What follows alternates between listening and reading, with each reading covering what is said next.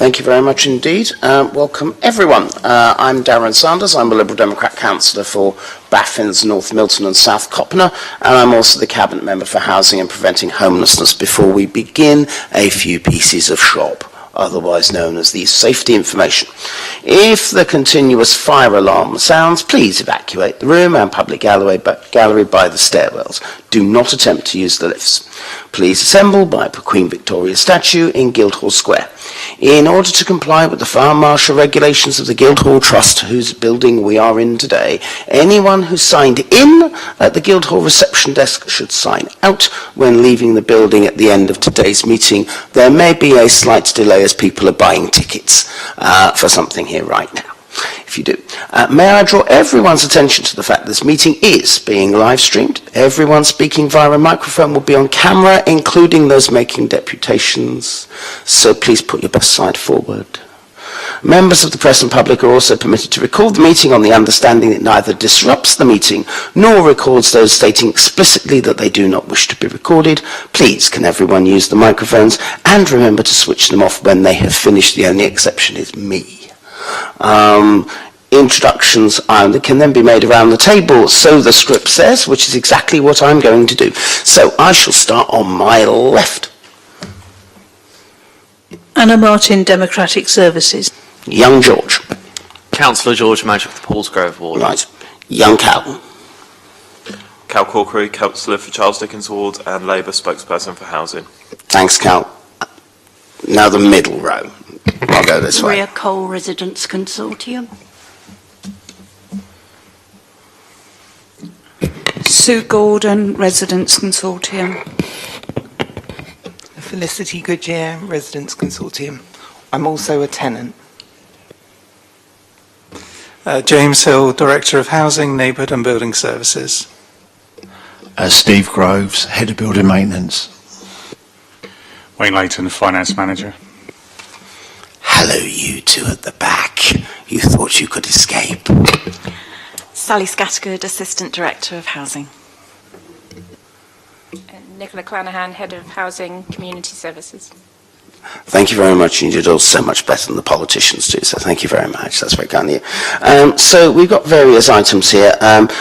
We have for people who are new, we have a chance where people can make deputations. There aren't any today. We have an apology for absence because our Conservative colleague, Councillor Daniel Weems, has come down with some lurgy. So we wish him well. Good evening. We'll deal with you later. I was coming to you in a second because I was going to come to the declarations of interest in a second, young Cal. Wasn't it? Oh, okay, fine. You've got an apology, have you? No, come on then. What is it? Just to apologise, we may have to leave early, about 10:50 if we're still going, madam. If we're still going at 10:50, then I suspect we may have failed. I have a surgery at 11 o'clock, so I suspect we may be out at the same time, which is fine. But thank you for mentioning that, Cal. Again, do any members have anything interesting to declare in this context? Yes, Cal. Personal interest in that I'm a council tenant. That's absolutely fine. Thank you for doing that. So we've got two items on the agenda for today's thing. For newbies, although this is a decision-making meeting, there are some times whereby things that are important to be put into the public and discussed in the public can come forwards, and so these two things have come forwards today. How the meeting normally works is that ultimately I take the decisions. So this is technically my meeting, but the way I work is to try and work through consensus where possible.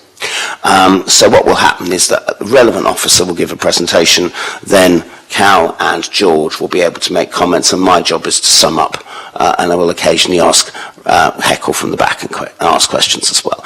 Our Residents Consortium colleagues, thank you very much for coming. You will always go first because you're important on that, and then we'll see where we get to. So, the special lettings plan. Jo, hello. Hello, thank you, Councillor Sanders. This report looks to provide information on the special lettings plan which was used to allocate new council housing at Doyle Avenue. For background, the Director of Housing, Neighbourhoods and Buildings approved in March the implementation of a special lettings plan for the allocation of general needs properties at Doyle Avenue. The letting plan was prepared to assist in the allocation and letting of properties by creating a balanced and sustainable community whilst directly responding to existing housing pressures. By using the special lettings plan, we also wanted to understand if the new development could be used as a catalyst for movement within social housing stock, supporting our existing tenants to be rehoused in accommodation suitable for their needs, and to understand the impact of this action on homeless families. Excuse me. Sorry about that. All moves and subsequent resolutions of housing need were and are being tracked to understand the full impact of the special lettings plan. The special lettings plan was published and posted on the PCC website for 3 weeks, and that was prior to the allocations commencing in April of 22. Ward members and housing portfolio member were briefed on the 25th of March. The aims of the special lettings plan were to maximise the number of moves made possible for people with a housing need registered on the Portsmouth Housing Register, to assist as many existing social housing tenants as possible to be rehoused into accommodation suitable for their needs, to assist existing social housing tenants who are under-occupying their current properties to move into the right size home, positively impacting their financial circumstances and freeing up their home for a new right-sized household, to assist social housing tenants currently living in overcrowded households, positively impacting on their health and well-being while freeing up their property for another household, to build a sustainable community at Doyle Avenue, enabling local residents to maintain their connections to the local area, and to redress the imbalance of numbers of lettings to transfer households as opposed to applicant households on the housing register. All moves and subsequent resolutions of the housing move were tracked. In reviewing the impact of the special lettings plan, we've reviewed the previous housing circumstances of all those allocated and are understanding also the property released and how that's utilised. And that helps us to provide an insight into the positive impact of the special lettings plan. I've then included some case studies of families that were allocated the properties, and these are families who have gone into the 3-bed general needs properties. So family number 1 was exceptionally banded, and they no longer needed their 4-bed accessible home and wanted to downsize. The move enabled another family registered for a 4-bed accessible home to be rehoused at their current home, and they could not, unfortunately, adapt the property that they were living in at the time. Family 2 were low banded and had lived in their overcrowded 2-bedroom home for over 5 years. And they had tried to find alternative accommodation via an exchange during that time, but had been unsuccessful, and their move then created an opportunity for a homeless family to be rehoused into their previous PCC property. Family 3 was low banded again and had been overcrowded for over 5 years in their 2-bedroom flat, and their move to Mycroft Terrace enabled another tenant to downsize from her 3-bed social housing property to a 2-bed. And family 4 was low banded and overcrowded for over 4 years in a 2-bed flat, and they had been trying to exchange during that time across all our estate areas, but had been unsuccessful, and their previous property enabled the housing of a homeless family who were able to leave PCC temporary accommodation where they'd lived for several months. Housing stock released. It was expected when we started the lettings arrangement that initially it would deliver 13 properties within the existing PCC stock. That was reduced to 11 as a decision to reconsider the transfer-only policy was made, as it allowed within the plan for us to look at circumstances of other families, and we reviewed 2 homeless families and reversed to the standard allocation policy to allow those 2 families to be housed, 1 to leave supported housing and 1 to leave homelessness accommodation. So to summarise, the evidence showed that the use of the special lettings plan for allocation of the new development has allowed the creation of a balanced and sustainable community whilst directly responding to housing pressures. And the lettings work and the impact of the special lettings plan will continue to be monitored as part of our post-occupancy work, and that work will cover the next 12-month period from June when the properties were let. The purpose of post-occupancy work is to understand directly the family's perspective and how the new development meets both their housing need and also how their lifestyle is impacted by living in the right property, and how that property's build, fixtures, fittings and services help them. And then learning from the post-occupancy evaluation will also continue with the special lettings plans being considered for new developments in the future.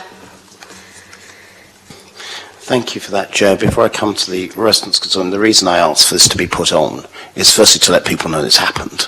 We didn't have to do that, but I think it's in the interest of openness and transparency, it's important. And secondly, also to see if there are any lessons that we can learn for future lettings going forwards. Because I think that's always quite useful, because certainly I think we all get complaints about people not being able to move. Maria. Just one sort of comment, Joe, through the chair. The case studies that you've presented, on paper they seem very clear, very straightforward, but how was it done in reality? Do you mean how did we select those people?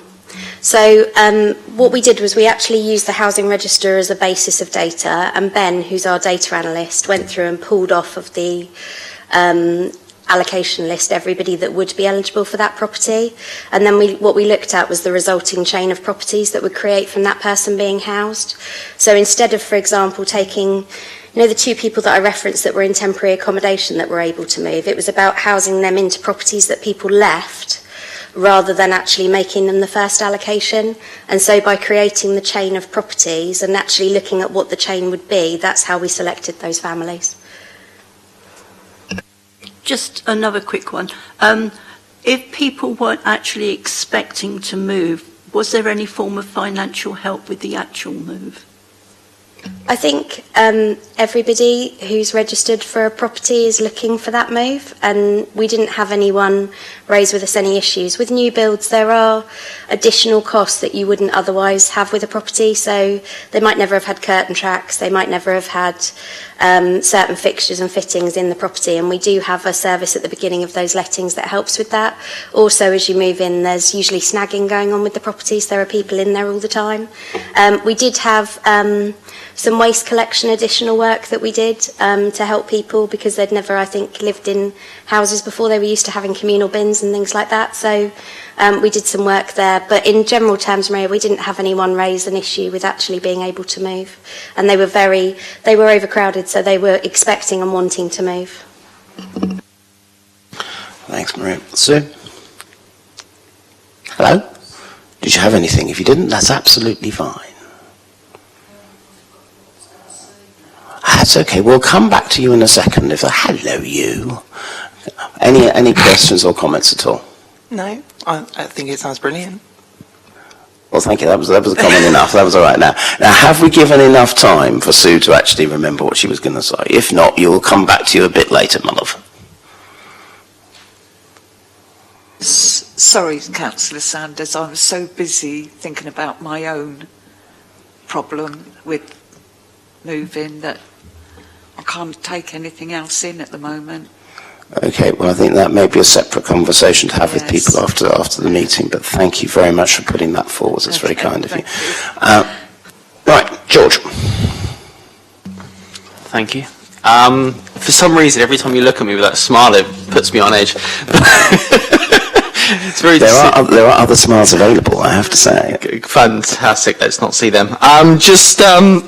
Yeah, obviously anything where we're assisting people that are in overcrowded accommodation and putting them in accommodation which is more suitable for themselves is fantastic. The only thing I've really got a wonder and question is like in 3.3.3, it says that housing tenants who are under-occupying their current properties moving to the right-sized home positively impacting their financial circumstances, blah, blah, blah, blah. Are these people that are moving people that have willingly asked to downsize, or is this one of the processes where we as a council say you must downsize and we're removing you from your home? So is it more of a, which method? So we don't do that. We talk to people about living in the appropriate home, and we talk to people about their financial circumstances, which can be negatively impacted when they've got an under-occupancy situation. So we don't force people out of their homes, but these people have all registered with us on the housing register, stating that they're under-occupying and asking us to find them a right-sized home. So all of them were asking for and looking for a move, and one of the main reasons that they were asking and looking for a move was to help with their financial circumstances, other than the first family.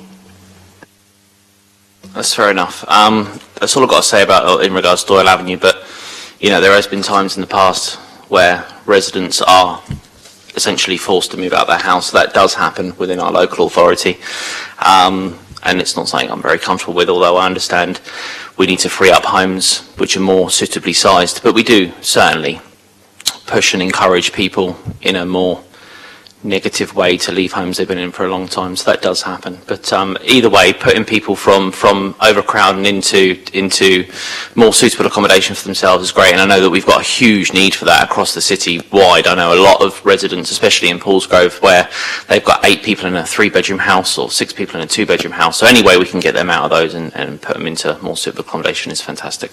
Thanks. Thanks, George. And if you've got any specific instances where people have felt forced to move, please feel free to raise that with the team. That's very kind. Cal, thank you.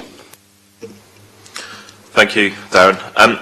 Just to pick up on, I guess, George's question as well, and to provide maybe a more political response that might be useful for the discussion, I think there are people who feel that they are coerced or forced to move from properties that they're under occupying, and that's because of the bedroom tax introduced in 2012 by the coalition government. So there are lots of people who are effectively having their benefits cut as a result of having an extra bedroom where maybe a previous family member has moved out. Now, I think obviously we all want people to live in properties that are suitable for their circumstances, and if there is, say, someone living on their own in a 3-bed house that could otherwise be housing a family, I think there is an argument for encouraging them and having that conversation, as has been said. But yeah, I do kind of object to any use of kind of coercion or kind of strong encouragement through things like the bedroom tax. I think that was the wrong way to go about it. I think we need to encourage and incentivise people to want to move by providing alternative properties which meet their needs and are places that they want to live.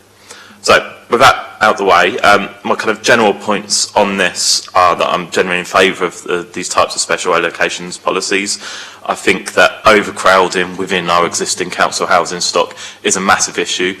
Every time I go out door knocking or every time I'm engaging with residents, more often than not, household overcrowding is the number 1 issue in Charles Dickens wards, and I'm sure it's the same in lots of other areas where there's significant amount of social housing.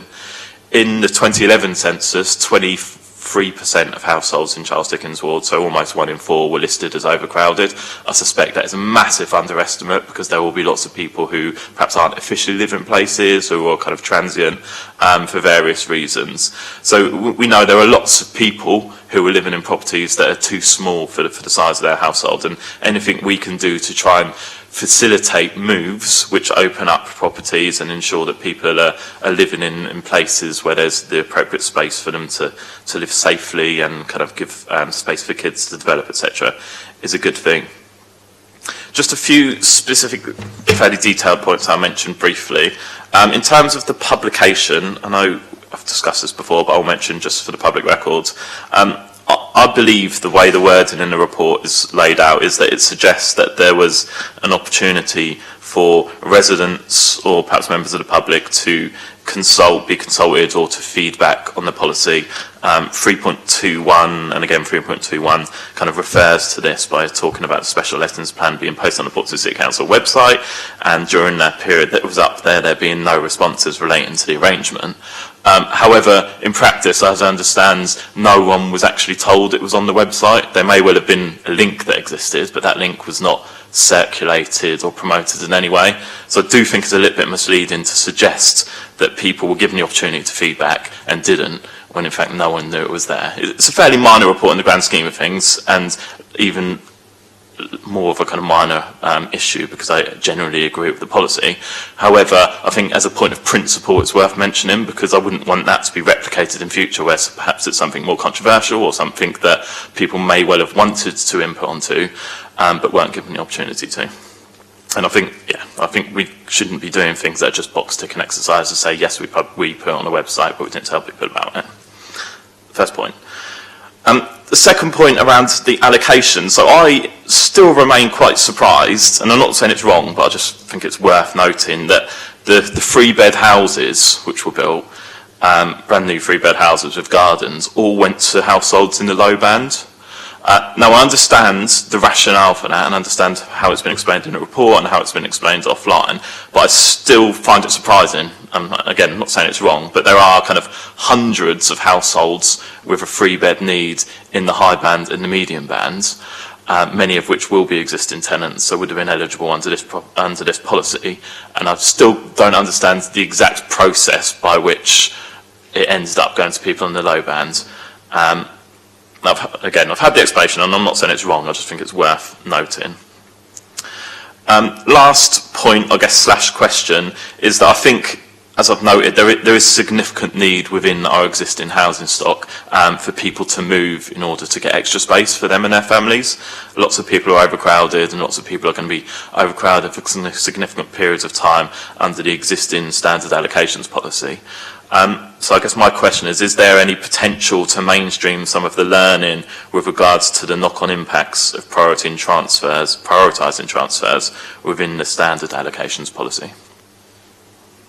Thank you for that, Cal. A few of those were my own points as well, so you just beat me to it. Joe, do you have any sort of responses to those three questions? I'm not the political point about the bedroom tax. I might want to deal with that in a second, but the points about the more specific points. I think the question about whether or not there's learning that we can take for our allocations policy, we're just working on our strategy for homelessness and rough sleeping and bringing those together. And at the point that we take people through that consultation and we learn what people think about our strategy, that will be the point for us to bring together the learning from the consultation, the learning from operational practice, and the learning from things like the special lettings policy to review our housing allocation policy at that time and to make sure that it's fit for purpose alongside our new strategy. Okay. Yeah. Thank you for that. My comments, I think the first thing about the learning environment is important. Since I resumed this role in 2018, the key thing has always been to say to the team, look, learn from everything, understand everything, never believe everything's going to go right all the time, but always learn and always look at it. And I think it's important in this particular case, because I think now we're at the right stage where we can actually look at the impact a different approach to our lettings plan can have for the city as a whole, which is the mainstreaming point you made, Cal, and I was going to make, essentially. In 2018, there was no plan to build council houses in the city. We had bought about 10 back in a year, and that was less than the number that were being sold through Right to Buy. Over the past 4 years, we have reversed that. We now have a programme of building about 700 new homes, which is great news. We bought back more than 300. That's 1,000 new council homes either bought, in train, or will happen. There will be more, but we want to make sure we're fully aware of that before making that public. And so I think now we can look at the lettings policy, because I think all 42 of us councillors would move everybody who comes to us. I know I would, frankly, but we can't, partly because there ain't the places, and partly also because I think people want to move to particular parts of the city, which is perfectly understandable. Everybody seems to want to move to my ward, in Baffins and Milton and Southsea, which is great. But there are other parts of the city where people don't want to move. I find that mad and wrong, but that's their freedom and that's their choice. And choice is quite important here, because it is the choices that George said earlier on, which is, what are the pressures that people face? If there's spare places where people don't want to go, then they will feel forced, rightly or wrongly, forced to go there, because that's where the places are, or wait on that waiting list for years. So I think the joy of this is actually to have an open and one of the reasons I brought it here today, Cal, was to have an open conversation about the choices that we face and about the changes that we can make, so that we can actually have an allocations policy that suits people's needs. It's not purely overcrowding. There's also many people in properties that are too big for them. But that's where their hopes and their dreams and their families and their life has been. And it's incredibly difficult to say to them, look, you really need to move somewhere smaller, because as George has said earlier, they'll feel forced to do that. And should you do that in a free society to people whose life has been there, whose memories have been there, whose valuables have been there, that's really difficult. I think you're right also to raise government policies that are put forwards. With regards to the bedroom tax and the coalition, I felt a bit like an old left Labour activist under New Labour, frankly, looking at things that I didn't necessarily like.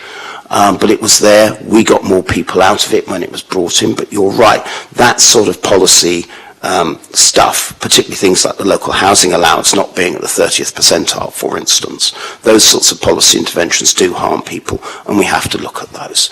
But I'm pleased we're here. I definitely want to see some learning, Joe, from this, not least in, at minimum, all future developments that we're doing. And I would like to see the allocation strategy and see where we can go so that we can actually help people who all come to the elected arm and go, can we move, please? So that's really great. Thank you very much, and thank you very much for all your comments. That's really, really helpful. So thank you for that. And thank you very much, Residents Consortium, and Sue, we'll talk to you later. Hello. Cal wants to go in 22 minutes, so... Sorry, I'll be quick, I promise. So what was I going to say? I've forgotten now. You've forgotten? No, it'll come back to you. Like for like. So, so Sue's having a problem at the moment with moving. She's got a 2-bed, and everything that they're showing us either a lot smaller. Obviously, she's going to be downsizing, so it's going to be smaller. But the space, how can you justify or maintain a same kind of space? Because I know that the new builds are a lot smaller than the older buildings, so is there a way to help around that? Because I know when you're on a list, if you refuse a place, that's it, you're back on the list, you've got to go through all that again. So is there a way around that, or does that make sense? Joe, do you want to answer that? I realise it's an extra question, but and we'll talk. Well, if it's okay, people may have a chat with specific circumstances outside this meeting, because we don't want to reduce it to people's individual circumstances, who will be here all night. So, Joe? I'd be really happy to take you through it, and also the size of our new build properties and why they are what they are, and to talk about the specific circumstances. I'll just hang on at the end and we can cover it all. Thank you. I would say, though, that in the private renting sector, I am getting regarded as the spawn of Satan, because they regard our space standards as too big. So, you know, I don't want pokey holes. But thank you very much for that. Right. Moving on, the smoke and carbon monoxide alarm amendment regulations. We do not have Mered this morning, but we have Steve. Do you want to talk us through that? Yes, thank you, Councillor Sanders. As you indicated, this is a report which is about smoke and carbon monoxide alarms update. So the purpose of this report is to set out our response an approach to meet the new requirements to the amended regulations in 2022 for those regulations. So the background to it is there already was a smoke and carbon monoxide alarm regulations in 2015, and that was a statutory requirement for private landlords to provide smoke and carbon monoxide alarms in their properties. In light of the Grenfell tragedy and reviews on building safety, there was consultation to extend that requirement to social housing. And as a consequence, the regulations have been updated to the smoke and carbon monoxide alarm amendment regulations 2022, and there is now a new requirement for social housing to provide smoke and carbon monoxide alarms in their social properties from 1st of October 2022.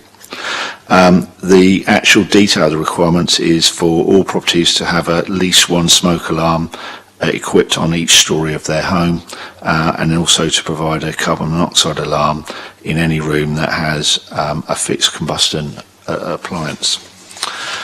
In terms of smoke alarms, the City Council took that decision over 10 years ago to install hardwired smoke alarms in all of its properties.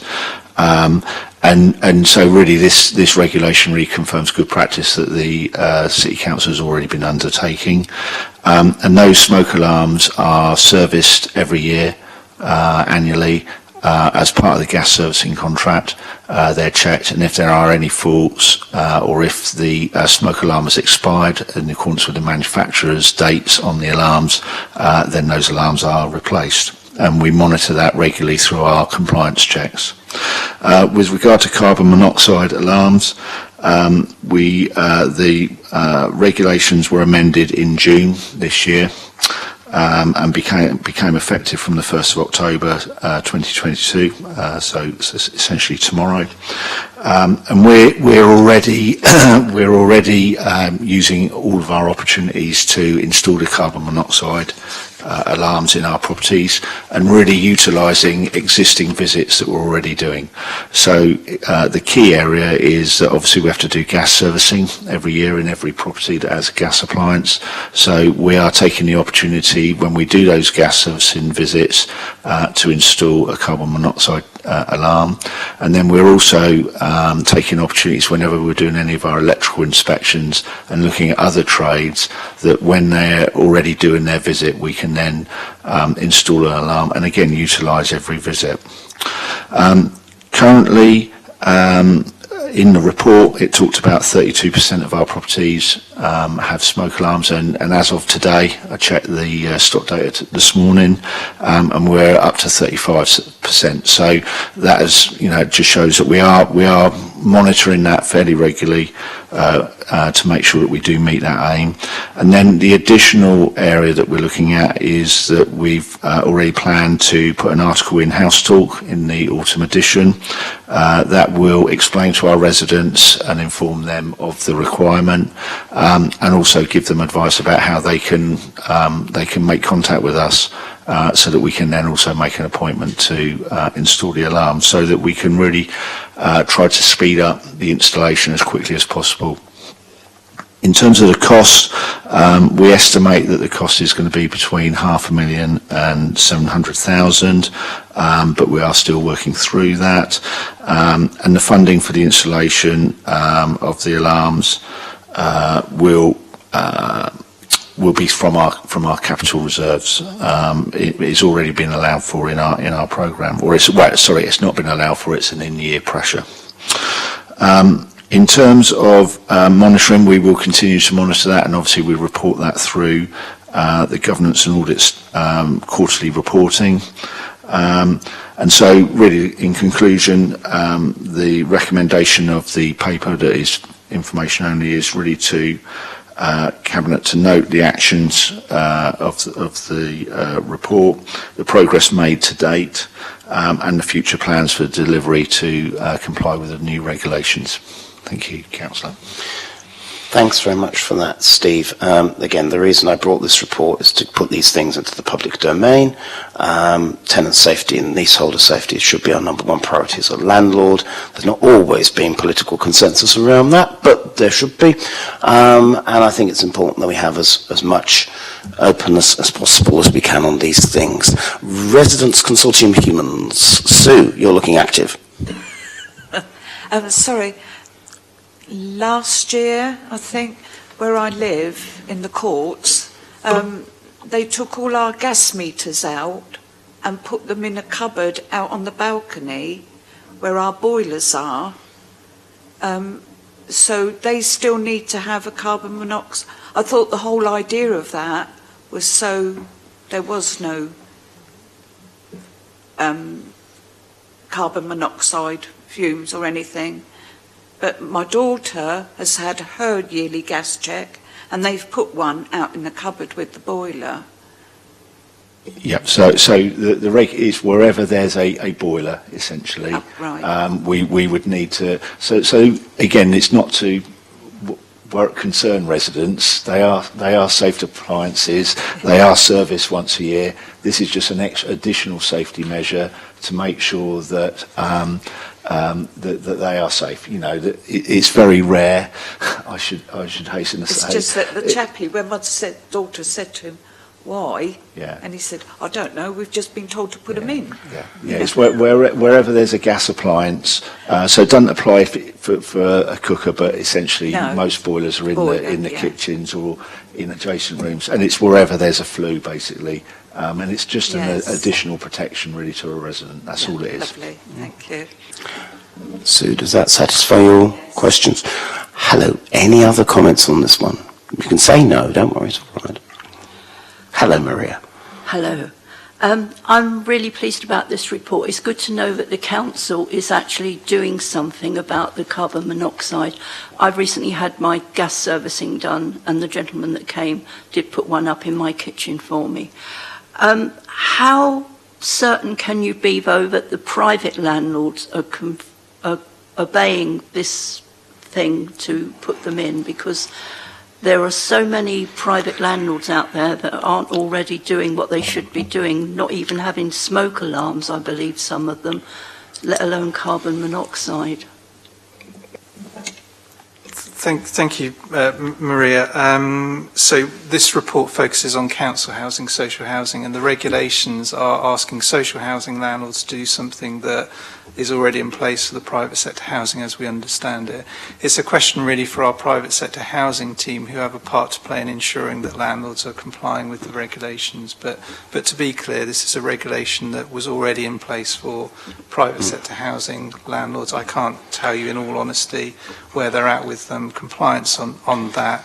And as you can see from this report, although the regulation comes in from the 1st of October, I think it's worth stressing that through Meredith and Steve's good stewardship of our repairs and maintenance service, we find ourselves in a position where we've got a third of carbon monoxide already installed, and a really good plan to complete that by the end of the year. So sorry, I can't specifically answer your question, but I'm happy to take that away and come back.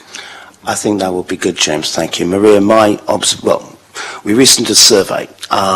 We commissioned a survey as an administration about HMOs in the city. And we found that about 32% of HMOs are what are called Category 1 hazards, which is the really bad stuff for those people who don't do that sort of thing. And that compared with 12% in other private rented properties. So there's a massive difference. I think one of the things, again, we want to do is to try and make sure every home is as safe as we can. There are different rules, there are different regulations, but you may see more work on that later on this year. Is that all right, Maria? That's lovely. Now, as Carol's got 10 minutes, feel free, sir. Thank you, Darren.